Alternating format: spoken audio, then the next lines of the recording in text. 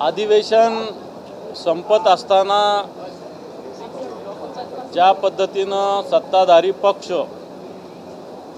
किंवा सरकार मूळ प्रश्नापासून दूर पळून फक्त राजकीय भाषणबाजीमध्ये गुंतलेलं आहे।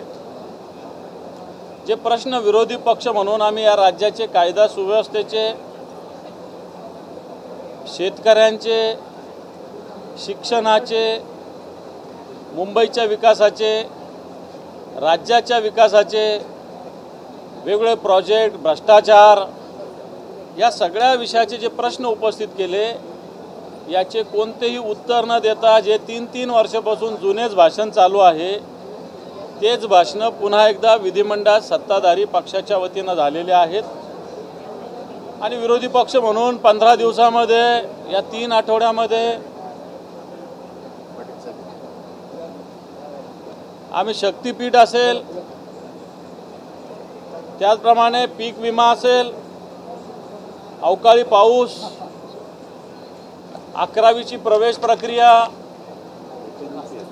त्याचप्रमाणे इंद्रायणी नदीवर झालेला अपघात, मेगा इंजिनिअरिंग कंपनीला दिलं 3000 कोटी रुपयाच्या जास्त रकमेचं दिलेलं टेंडर LNTला डावलून, वारकऱ्यांना नक्षलवादी म्हणणं,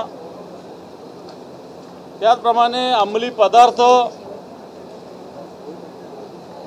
या राज्यामध्ये जलजीवन मिशनमध्ये होत असलेला भ्रष्टाचार, या कामाकडे दुर्लक्ष, शेतकऱ्यांचं कर्ज, दुबार पेरणी, बी बियाणामधील भ्रष्टाचार, सरकारचे वेगवेगळ्या विषयातले भ्रष्टाचार,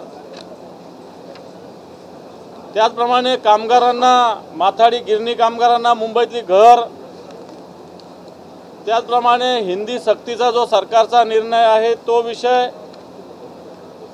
असे विषय घेऊन आणि सगळ्यात महत्त्वाचं एक्साईज विभागाच्या माध्यमातून 328 दारूचे परवाने देण्याचा एक सरकारचा प्रयत्न, आणि सगळ्यात महत्त्वाचा या चड्डी बनियन गँगने घातलेला हैदोस या महाराष्ट्रामध्ये, हे विषय आम्ही मांडले।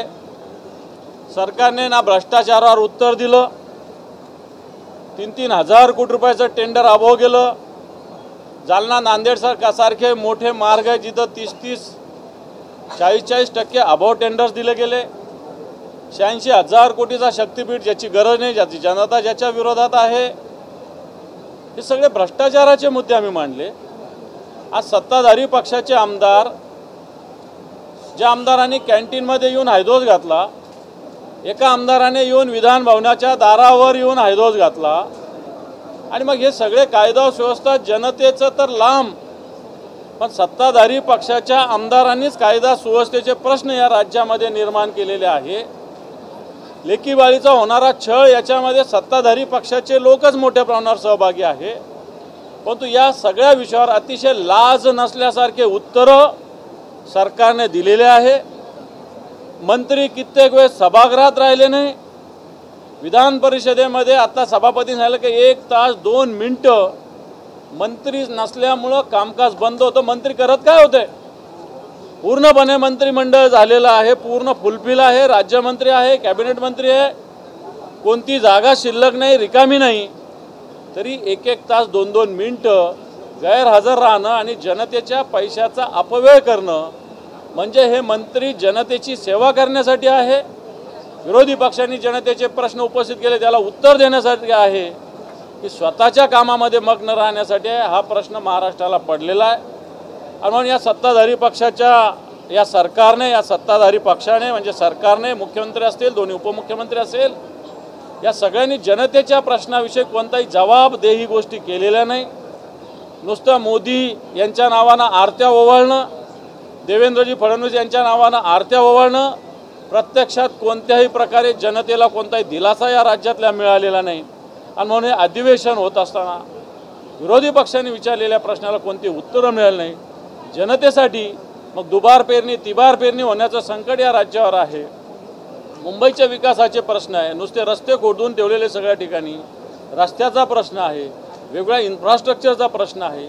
या कोणत्याही विषयात सरकारने कोणत्याही प्रकारचं उत्तर दिलेलं नाही। पॉलिटिकल भाषण, दिल्लीमध्ये मोदीने असं केलं आणि गल्लीमध्ये यांचे आमदार भांडणं करतात.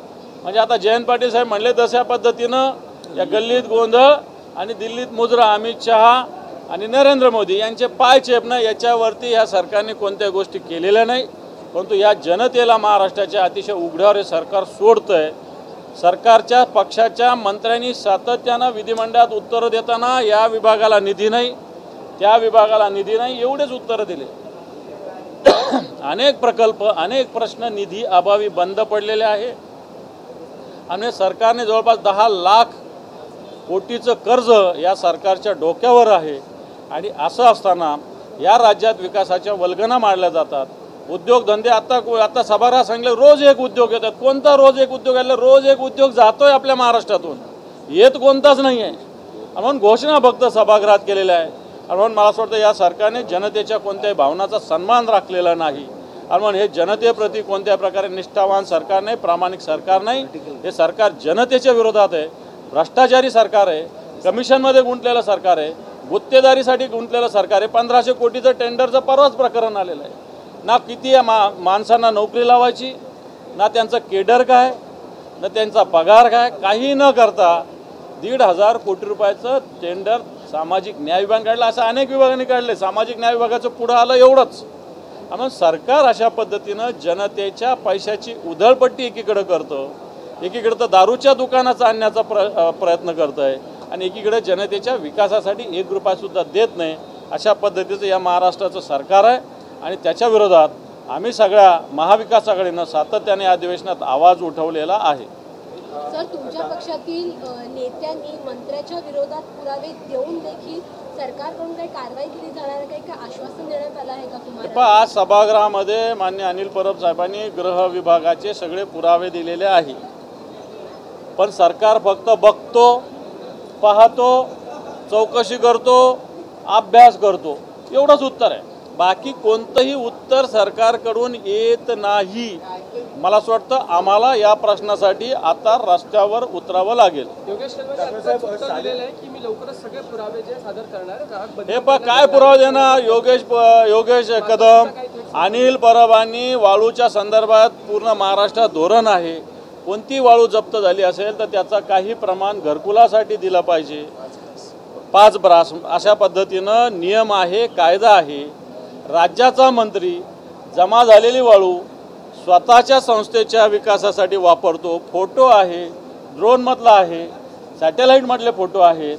परंतु सरकार सर्वसामान्य माणसाला कायदा लावतं, मंत्र्यासाठी कायदा नाही. म्हणून योगेश कदम यांनी ज्या पद्धतीनं अनिल परबांनी अधिवेशनाच्या सुरुवातीलाच हा मुद्दा मांडला होता, सरकारने पुरावे द्या, कारवाई करतो म्हटलं होतं, ते पुरावे आज सभागृहात अनिल परबांनी दिलेले आहे. आता सरकारमध्ये ताकद आहे का बघू, कारवाई होते का नाही होते.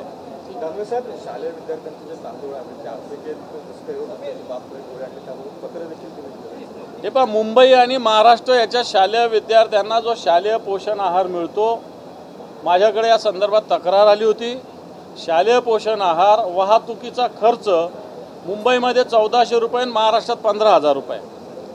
आता मी सहज विचारलं की इथं 1400 रुपये कसा परवडतो आणि महाराष्ट्रात 15,000 आहे. तर मला असं कळालं की मुंबईमध्ये हा शालेय पोषण आहार दिलाच जात नाही. आणि जी संस्था आहे ही संस्था आहे स्वयंसेवी, एका कुटुंबाची. स्वयंसेवी संस्थेला अशा पद्धतीनं व्यवसाय करता येत नाही. या संस्थेनं NGOच्या नावाखाली हा संस्था व्यापार करते. व्यापार करत असताना सर्वसामान्य गोरगरिबांचे जे मुलं आहे यांच्या पोटावर मारण्याचा काम करते, पाप करते. म्हणून हा आम्ही निवेदन सरकारला दिलेलं आहे.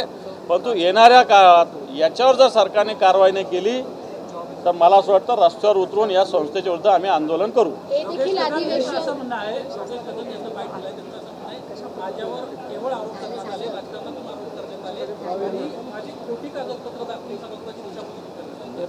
सरकारने चौकशी करावी. जिओ टॅग लावून फोटो काढलेला आहे.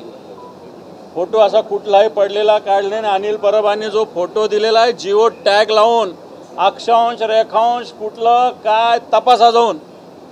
जर योगेश कदम बोलत असतील ना, जे दिलेलं आहे योगेश कदमाचं, त्याची संस्था कुठे आहे, त्याचा अक्षांश कोणता, रेखांश कोणता, हे सगळं दिलेलं आहे. परमिट रूमच्या संदर्भात सगळे पुरावे दिलेले आहे आणि म्हणून योगेश कदम म्हणत असतील चुकीचे तर आमचं चॅलेंज आहे त्यांना, आव्हान आहे त्यांना आणि सरकारला बेसिक की त्यांनी या पुराव्याचं चौकशी करावी आणि चौकशीत सिद्ध झाल्यावर योगेश कदमावर कारवाई करा। तुम्ही एखाद्या तलाठ्याने जर अशा पद्धतीनं वाळू चोरली तर त्याला सस्पेंड करता, एखाद्या तहसीलदाराने अशा पद्धतीनं वाळू चोरली तर त्याला तुम्ही कारवाई करता आणि म्हणून मग तुम्ही मंत्र्यावर, राज्यमंत्र्यावर काय कारवाई कराल हा प्रश्न अनिल परबांचा होता। जो न्याय तलाट्याला, जो न्याय तहसीलदाराला है, तोच न्याय योगेश कदमांना लावला पाहिजे। सर हिंदी में सिर्फ 2 सवाल है। जिस तरीके से इस्लामिक जितने नाम हैं जिलों के बदलने की कोशिश सरकार कर रही है, इस्लामपुर का ईश्वरपुर कर रहे हैं या फिर खुलताबाद का रत्नापुर करने की बात चल रही है, लगातार ये कोशिश, क्या इससे विकास हो सकेगा सिर्फ की नाम बदलने की राजनीति? नहीं, मैं समझता हूँ जो उन्होंने रखा है उसको मान्यता के लिए बहुत बड़ी प्रोसेस होती है। आज रखा, उन्होंने बोला बोल के ये होगा ऐसी बात नहीं है, लेकिन ऐसे नाम रखते हो तो वहाँ की जनता की मांग होनी चाहिए। वहाँ की जो लोकल बॉडी है, वहाँ के जो लोक प्रतिनिधि, भले आमदार हो, खासदार हो, कारपोरेटर हो, नगर सेवक हो, इनकी मांग होना चाहिए। ग्राम पंचायत के सरपंच, इनकी मांग होना चाहिए।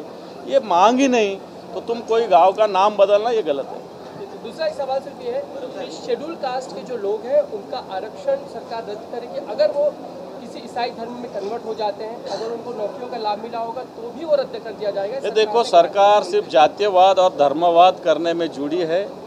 शेड्यूल कास्ट में हो, शेड्यूल ट्राइब्स में हो, ओपन कैटेगरी में हो, किसी को मराठा बोलेंगे, किसी को ब्राह्मण बोलेंगे, किसी को ओबीसी बोलेंगे, शेड्यूल ट्राइब्स में भी अलग अलग बौद्ध बोलेंगे, किसको दलित बोलेंगे। मैं समझता हूँ सरकार की ये नीति है।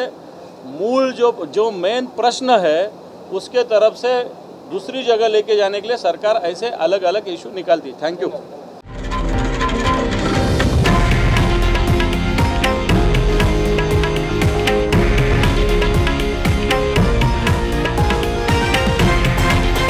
हे आहे देशातील नंबर 1 न्यूज नेटवर्क आणि आपण पाहत आहात TV9 मराठी, एकमेव।